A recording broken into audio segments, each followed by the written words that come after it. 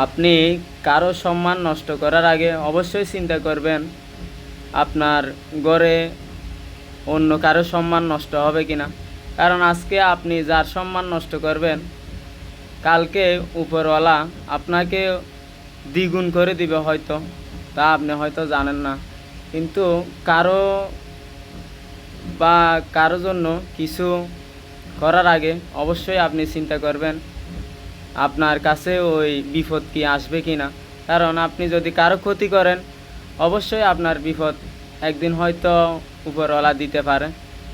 কারণ এটা বলা যায় না, আপনিও হয়তো বিপদে পড়তে পারেন।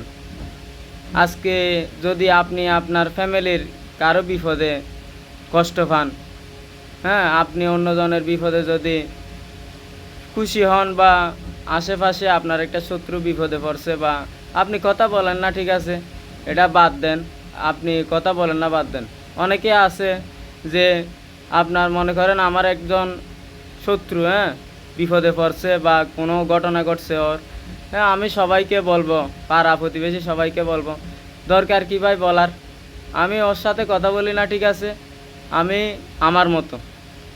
এখন আমি আর 8-10 জনকে বলার তো দরকার নাই। ও বিপদে পড়ছে, ও সমস্যায় পড়ছে, ওর সমস্যা ও সলভ করবে, না পারলে অন্য কেউ করে দিবে।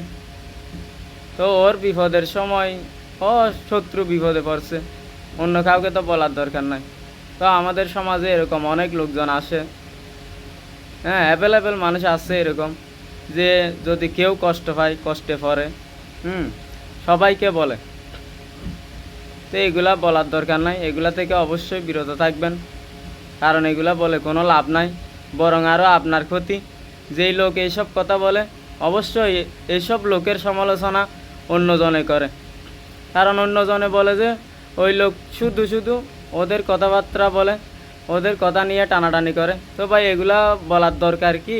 আর আরেকজন আপনাকেও বলবে কেন? আপনি যদি না বলেন, আরেকজন আপনাকে বলবে না।